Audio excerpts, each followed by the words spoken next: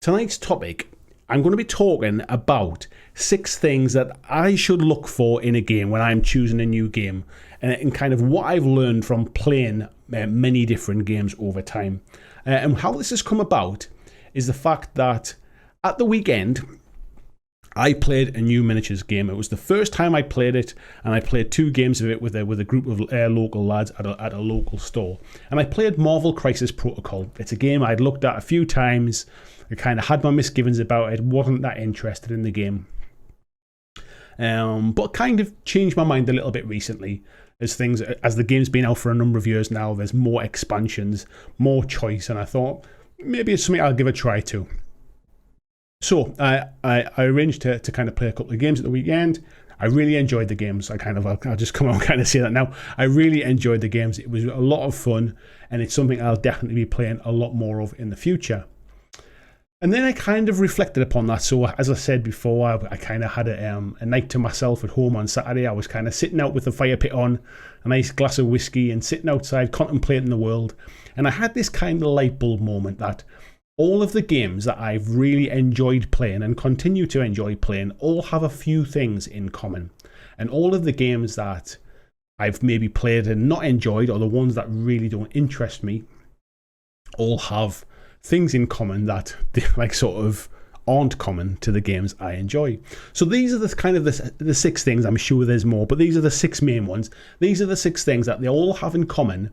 And the idea being that if I can work out for me what things that I really enjoy in a game, I can kind of shortcut a lot of this getting caught up on the hype train, because there are certain hype trains that I should just know by looking at a game. You're not going to enjoy that. It's got all of the things in it that you don't enjoy playing. Don't get caught up in the hype. So for one, it's going to save me a few quid.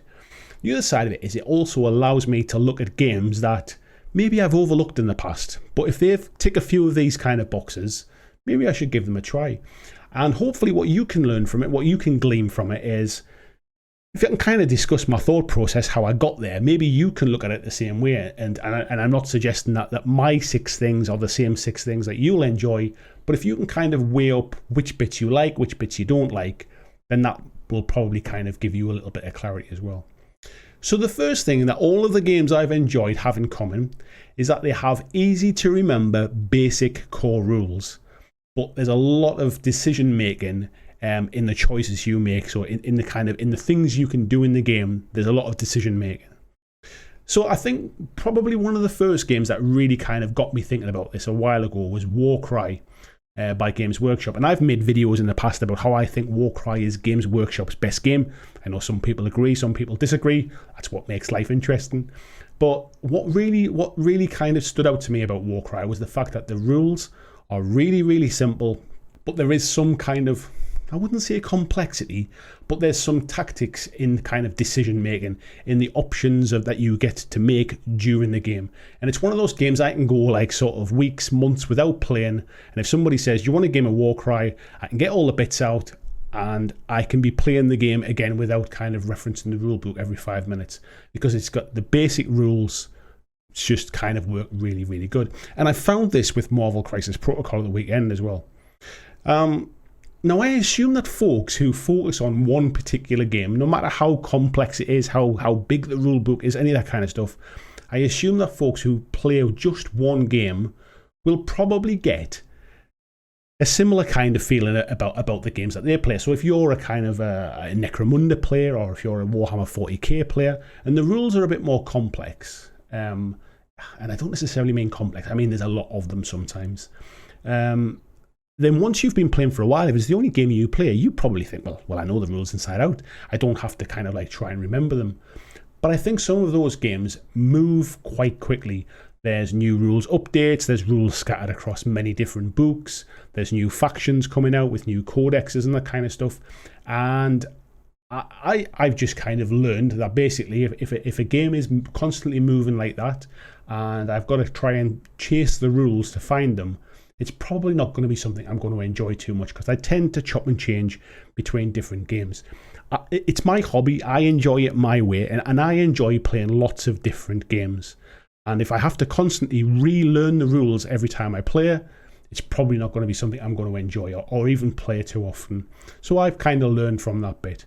Now, some companies do these kind of rules, these more simple rule sets really well. Mantic is one company that I think do this kind of sort of accessible rules probably as good as if not better than most.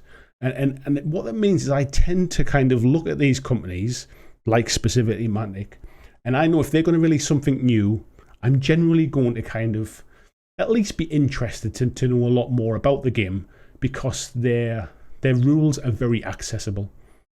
It also means that I'm not kind of having to do like mental gymnastics every time I kind of play a game. And with these rule sets, the entry point is so much lower for both experienced gamers and for gamers that haven't really played much or are just starting to play games. And it means if I'm trying to introduce somebody to a new game, I'm trying to get them interested, somebody that wants to like sort of start a new game, and it's like, oh, have you thought about this one? It just makes it easier. I can almost teach them the game as we play, and it's not kind of off-putting to bring out this sort of huge tome and went, right, so some of the rules are in here and some of the rules are over there. So the first thing I learned about all these different games is this kind of core rules, which are quite simple. I wouldn't say simplified. They're simple to get your head around. They're quick to learn. They're quick to learn the basics, but there's a bit of depth in the actual gameplay and the decision-making choices that you make. The next one that I kind of look for, and I've mentioned this before, but I've never really thought about the kind of how common it is across the games that I really enjoy. And this is having the stats and the rules on cards in front of me during the game. So having the information that I need, and it's all in one place, right in front of me for each model or for each unit or whatever the game is a huge help for me. Just being able to pick up the card, like it's on the table in front of me, pick up the card, having a look at it at a glance. I can see a little image of what the model is. I know exactly which model I'm talking about. I know what the model can do. I know what the stats are. So if I'm defending if somebody's attacking me, I haven't suddenly got to pick up like a codex or something or a rule book and flick through and go, oh, that's the stats for this one kind of thing. It means if I'm not referring to rule books, I'm not referring to kind of printed of pages of text. I know people always say like, oh, like use Battlescribe and stuff. I'm not a huge fan of that kind of wall of text, if you like. It just kind of takes me out the moment a little bit. It slows me down when I'm playing, and if I'm honest, the kind of the rules don't really kind of like sink in either, because the cards help me absorb the information. I think I remember more about what the model stats are, what the model can do, just by having the card in front of me. It's almost it's a personal thing, but I'm quite a visual learner. I learn a lot from watching things and from from looking at it as opposed to reading. And I think having it on a card in front of me rather than having to take the time to sit and read a book just helps me absorb that information better. It's how my brain works. And it also means that I can kind of, during the game, I can look over a card sort of while my opponent's activating, while they're doing something. I can kind of have a look at this card in front of me and go, well, that one works with that quite well. And I can see the synergies because I can see the cards in front of me. And I personally I'm not good at that if it's on multiple pages in a book. So yeah, looking at the game, if the game has cards, which has the stats on them. So if we think about some of the games I'm talking about here, we've got Marvel Crisis Protocol as an example. Again, it was one of the things that cropped up a bit after my game at the weekend. Games like Warcry, games like Malifaux, games like Wild West Exodus. There's all these games which have basically like these kind of card stats. Things like Vanguard, Kings of War Vanguard, Kings of War Armada. All of your stats are right there in front of you. The third thing that kind of all of these games tend to have in common is they have low model counts. And it's not necessarily a barrier. I like the look of a big army on a table, and I like the idea of having a painting project and painting a big army. However, I think it's just a huge plus. Being able to only have to paint a few models, and only maybe having to buy a few is a kind of like a smaller financial barrier to getting started as well. It also means that during the game itself, I only have to concentrate on a few things. I'm not kind of having to move big, like sort of, I'm moving this 10-man squad here and I'm moving this 20-man squad over here kind of thing. I don't have to worry about all that kind of stuff. It's just there's 6 models on a table, there's 8 models on a table, or whatever it is. It's just less to kind of have to worry about during the game. And I really enjoy the painting, the hobby side. I really do. Kind of, it's a different part of the hobby for me. I see hobbying and like sort of painting and gaming as two different parts of a hobby, and they're not necessarily they don't have to be linked, if you like. But it's nice to not have to paint lots of models with exactly the same kind of colours. I found this painting the Marvel Crisis Protocol stuff. It's quite nice just to paint Red Skull, and then I never have to paint that kind of colour scheme on any of the miniature. What I found myself doing is kind of blending colours together to kind of get different shades of grey when I'm highlighting these black coat and stuff, or different shades of red where I'm highlighting the skull, because I don't have to replicate it again. It's not like I've mixed this perfect shade of something and then I've got to do it across another 20 models.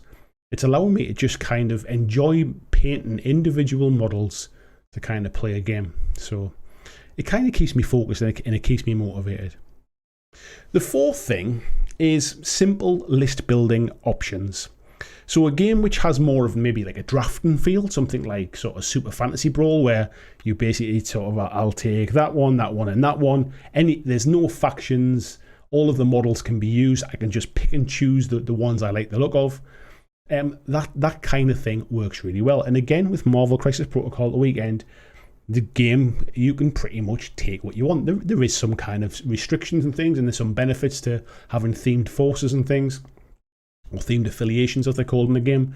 But again, it was something that just, it kind of, when reflecting on it, it meant that I don't have to worry about list building per se. I'm not a big fan of kind of people talk about the game outside the game, and some people really enjoy list building, and that's absolutely great for those folks. I'm not a huge fan of list building. I get that kind of analysis paralysis of, I don't really know what I should be taking, and I don't like getting into this. Well, I'll take a 10-person squad of them, but now I need to start thinking about what weapons I should give them. Should I give them this weapon? Should I give them that weapon? Is this weapon worth that one? Is it worth paying the points for that one? If I pay the points for that, it means I can't take that. Just sends my head into a spin and kind of makes my head pop. I like games like Warcry where I can buy one box and it has 1,000 points worth of miniatures in it, and I can play that 1,000-point crew. I like that kind of game, even if I'm working up to a points limit, but there's not like sort of 25 options for each unit. So if I take Kings of War Armada as an example, basically each ship has a points cost. There's a little bit of a kind of a restriction in how you build a force, but it's pretty simple. It's nothing too stressful to work about. You kind of pick the big ships, which allows you to sort of take the smaller ships kind of thing, and you can kind of top up the points with a few different kind of options. I don't find that kind of stressful, but I find some games really kind of quite sort of stressful because I'm not a fan of list building. I'm not a mega competitive player, but I do like to feel like I'm kind of in the game, if you like. So that's definitely one of the things. So yeah, I should just know if the game is really kind of, if building kind of super competitive lists and going into the far details of, I'm taking this unit with this optional weapon, and when I have 5 of those, I can take 2 of those, and that kind of stuff, I should probably just give those kind of games a wide berth. I know I'm not going to enjoy that.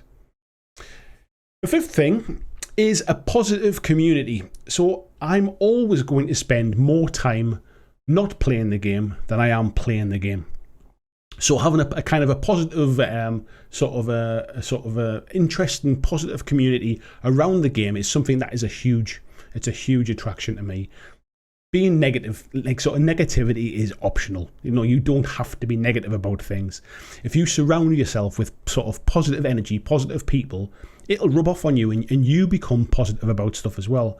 And I found that some games have really some games might be very good, but if there's a bit of a negative kind of energy around a community, it can really sort of drag the fun out of a game for you. It can make you feel sort of really down about it. Even though the game's very good, even though you might be enjoying painting the miniatures, if you're in a community that's quite kind of down about stuff, sort of always talking about this is a problem, that's a problem, as opposed to this one's really good. Like, it's being critical is very different than being negative. And I don't want, like, you should always be able to be critical of companies and critical of games. But I just find some communities are quite sort of draining energy-wise. So yeah, having a bit of a positive community around a game, again, is also it's a big draw. And the last one, the sixth thing, I think, is a strong theme that I'm engaged in. Sort of, the game has a strong theme that really engages me.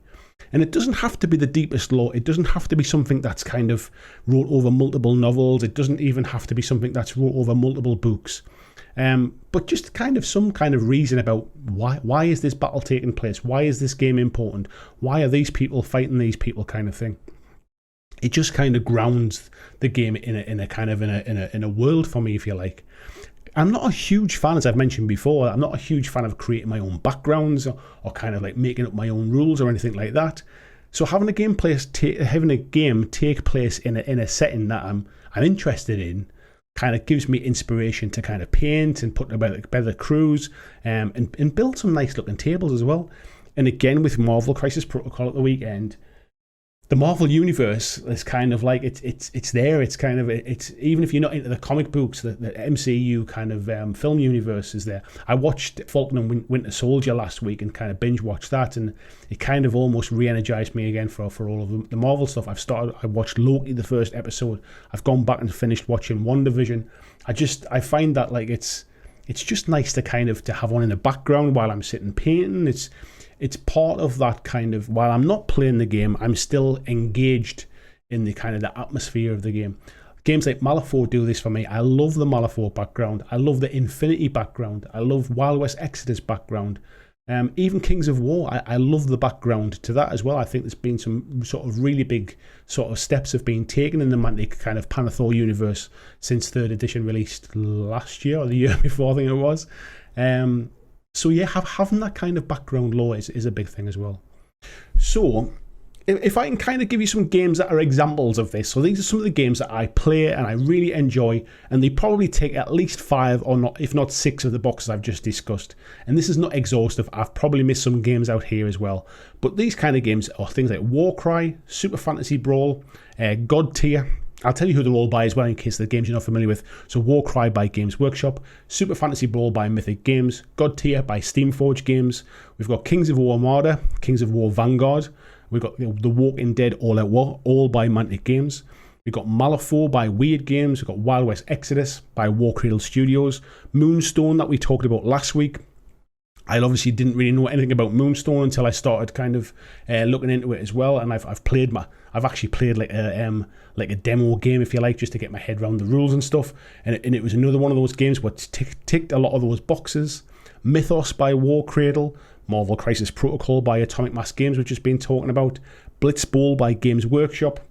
It's funny because I really like Blitzball. I'm not a fan of Blood Bowl, and I think a lot of that is due to the kind of like the simplified and the more fun kind of card mechanic of it, and also Dreadball by Mantic as well. Now, I'd also say there's some kind of like notable exceptions as well, which I feel like, I really like the games, but I feel they kind of fall outside some of these parameters, and I'll explain why I still think I include them, even though they might fall outside some of the parameters I've just said. One of them is Kings of War by Mantic, and I mentioned that I am a fan of the Kings of War universe and the lore and stuff. And now it is not a low model count game. You use a lot of models. It's a mass battle game. We're talking about 6x4 table, lots and lots of troops. However, in playing the game, it feels like a low model count game because everything is on like a sort of scenic base, if you like. They're on a multi-base. You are basically moving 6, 7, 8 big blocks around the table. So when you actually play the game, it plays a lot like a skirmish game, if you like. It might take you longer to paint, it might take you longer to kind of prepare an army, but the actual game in practice has much more simplified, kind of like it's got easier rules to understand, and the tactics are in the options that you take and things. Excuse me. It's got it hasn't got card stats, if you like. However, the way the stats are designed for each army, it's very easy to just sort of like photocopy or print out for a PDF of the actual page of those rules. You cut them out and you can make them into cards themselves, and it has all of the stats and all of the rules that are kind of associated with that unit with it, and that's what I've done in the past. And so I think it can very easily fit into the parameters that I've just said. And the other one is Infinity by Corvus Belli. Now, the characters' rules are much more complex for Infinity than they are for a lot of the games I've talked about. But I think with the addition of some kind of homemade cards, so that basically it's low model count. Even if you take Code 1, for example, you can only ever have a maximum of 10 models in a faction, in a crew, if you like. By making my own card stats, which isn't difficult to do, it takes away a lot of the kind of the pain that I feel from Infinity at times. And actually, the basic rules, which I think a lot of people think are really complex, the basic rules are not as complex as people think. The basic rules are pretty straightforward, but there are a lot of options in the actual the rules of what each model can do. So I think they're almost sort of a little bit like outliers, but those are the reasons why I still like those games. Now, you might have noticed, interestingly, that model quality didn't feature in my 6 reasons for things that I like. And there's a few reasons why it didn't really factor. One is that most companies are actually producing good quality miniatures now. There are some exceptions. Some companies are still maybe a little bit off the pace and they're kind of getting left behind a bit with some of their sculpts and some of their quality. But I think largely that the most companies are doing some really good work now. Even if you go down to 3D printing, if you're more into kind of like your sort of miniature agnostic games, if you just like to print out your own miniatures for the games that you play, like even 3D printed resin miniatures now are of a really, really good quality. So I don't even think that kind of model quality so much even factors into my choices these days. It's almost a given. It's almost an expectation. And also, it doesn't change how much I enjoy the game. Now, I'm not getting any younger. I don't know if you've noticed this. My eyesight's not as good as it used to be. And 2 foot away on the table, like any fancy details, any absolutely beautiful models is a little bit kind of lost on me. Yes, they still look nice, but as I said before, most models look pretty decent these days. My painting's not going to win any awards. I'm not going to suddenly kind of paint these amazing miniatures that basically look fantastic on the table. They're going to look pretty good, and I'm going to be happy with them. But the quality of the model now it's almost a given. And if I'm enjoying the experience of playing the game, how those models look is almost kind of, would I say it's not relevant? Of course it's relevant. I'm spending money on them. I want them to be decent. I want them to be good quality. But it's almost not a factor in whether I enjoy the game or not. And yeah, there's always going to be some models that I really like the look of, and I'll probably buy them just to paint them, but I have no intention of playing the game. But again, I think that's probably more the exception. So what can you learn from what I've learned? I would suggest a couple of things. One, have a look at the games that you've played that you didn't enjoy, and maybe try and kind of think about, like, sort of retrospectively, what was it that you didn't enjoy about it? I know some people get put off by the people that they kind of play against. They've had some bad experiences. But generally, what was it about that particular game that just made you think, it's not really for me? How many times have you been caught up in the hype and bought something because you've been dragged along for the ride with everybody else, and then you get in and you think, I don't even know why I bought this. I'm never going to play this. I don't even like this game. I don't know why I bought it. Like, have a little think about what's led you down that path, if you like.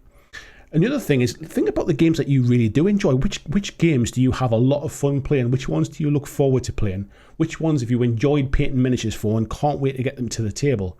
And think about some of the kind of the common traits or the aspects of those games. Is there something that links those games? Is it the fact that they're a skirmish game and they play on a 3x3 mat so you can get it on your kitchen table? Is it the fact that they've all got like sort of lots of models in them because you love painting up big armies? Maybe it's the visual aspect of the game that really excites you. Try and think about a few things that basically links together the games that you enjoy playing.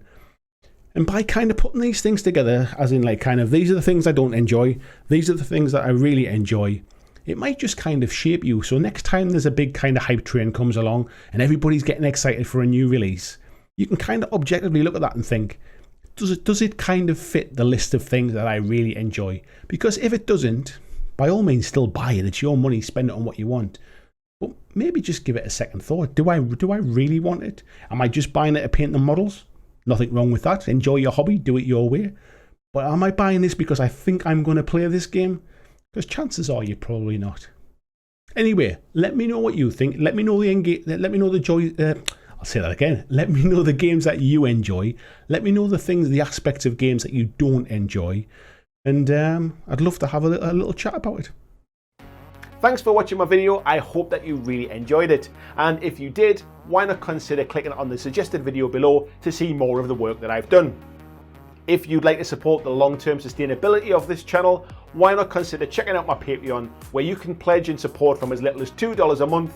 And there is lots of different tiers and bonuses, which will give you access to a private Discord server.